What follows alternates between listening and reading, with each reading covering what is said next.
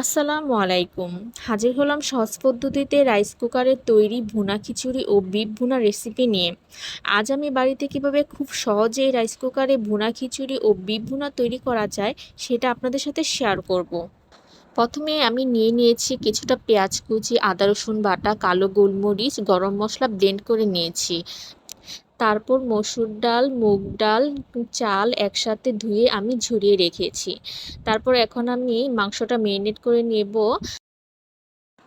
মাংসের মধ্যে আমি 2টা তেজপাতা ছিঁড়ে দিয়ে দেব। তারপর একে একে গরম মশলাগুলো দিয়ে দেব। 4-5টা লং, 4-5টা এলাচ, 2-3টা দারচিনি, সরিষা বাটা হাফ টেবিল চামচ, 1.5 টেবিল চামচ জিরা এবং শুকনো মরিচ বাটা, আদা রসুন বাটা, ব্লেন্ডার করা গরম মশলা গুঁড়া, পরিমাণ মতো সরিষার তেল।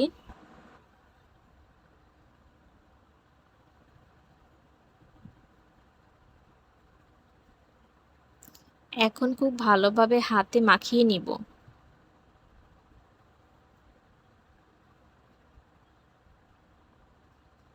খুব ভালোভাবে মশলাগুলো হাতে এভাবে করে মাখিয়ে নিতে হবে।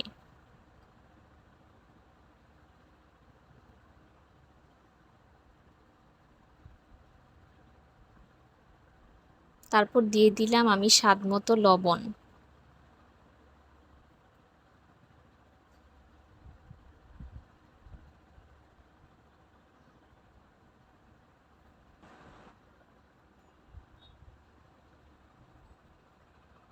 খুব ভালোভাবে মাখানো হয়ে আসলে আধা ঘন্টার জন্য রেখে দেব।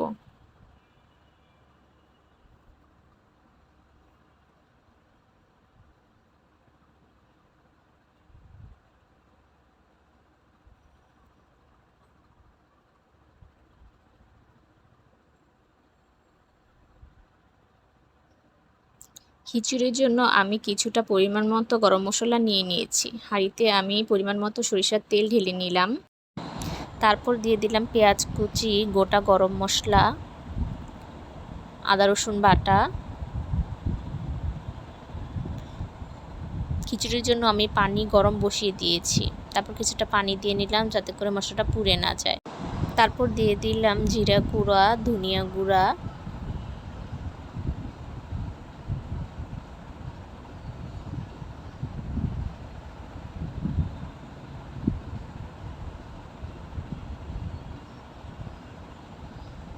হলুদ গুঁড়া,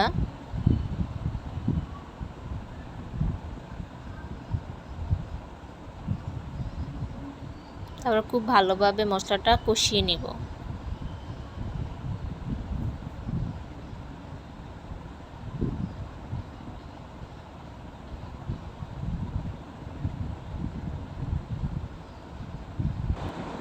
তারপর দিয়ে দিলাম গোলমরিচ গুঁড়া, কিছুটা টেস্টিং সল্ট।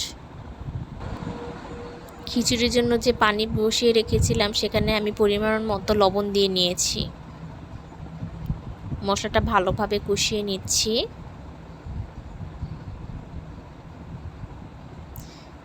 এখন আমি খিচুড়ির জন্য যে পানিটা বসিয়েছিলাম সেখানে মশলাগুলো ঢেলে দিলাম।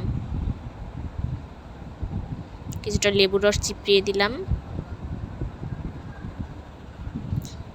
এখন দিয়ে দিচ্ছি কাঁচামরিচ। একটু নেড়ে চেড়ে দিলাম যাতে মশলাটা পানির সাথে ভালোভাবে মিশে যায়। এখন আমি ধুয়ে রাখা চাল ডালগুলো দিয়ে দিচ্ছি।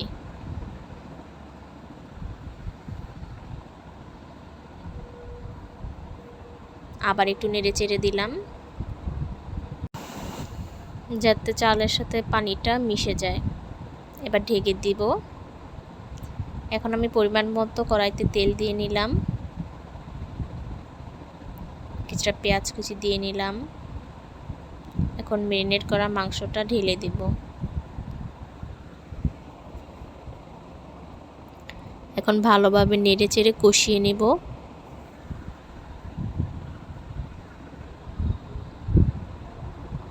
রাইস কুকারে ঢাকনাটা তুলে দেখলাম বলক চলে এসেছে।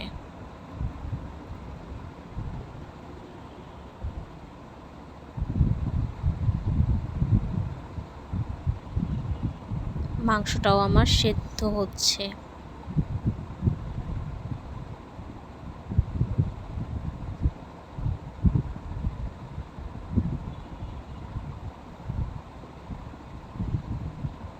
মাংসটা খুব ভালোভাবে কষিয়ে নিচ্ছি।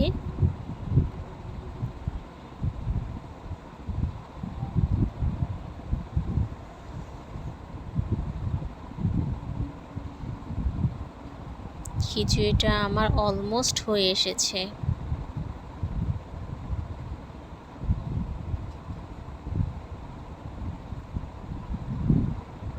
মাংসটাও আমি 30 থেকে 40 মিনিট রান্না করব।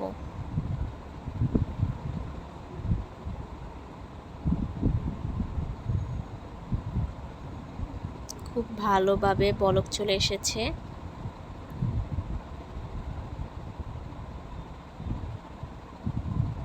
এই তো খিচুড়িটা আমার হয়ে এসেছে।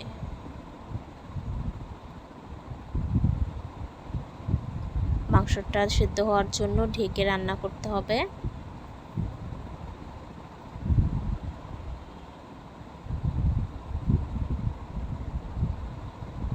ঢাকনাটা তুলে এখন আমি পরিমাণ মতো পানি দিয়ে নেব।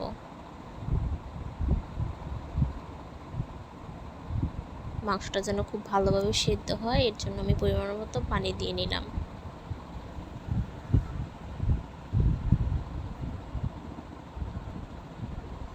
আবার ঢেকে দিব।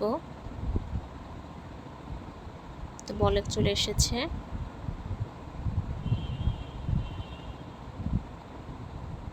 খিচুড়িটা আমার হয়ে গেছে।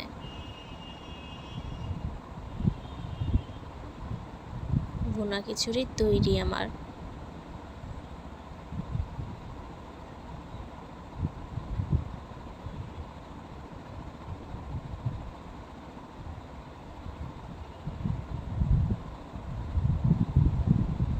মাংসটাও অলমোস্ট হয়ে এসেছে।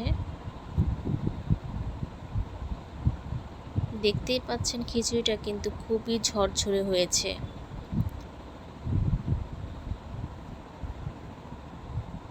মাংসতে আমি কিছুটা আলু দিয়ে নিয়েছি।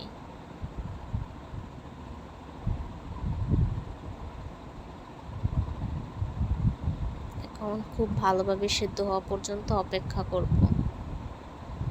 এই তো মাংসটা আমার প্রায় হয়ে এসেছে।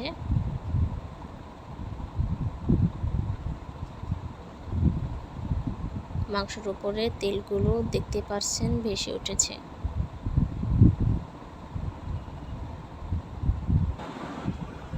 মাংসটা আমার রান্না হয়ে এসেছে। আবার একটু নেড়ে দিলাম যাতে করে তলায় লেগে না যায়।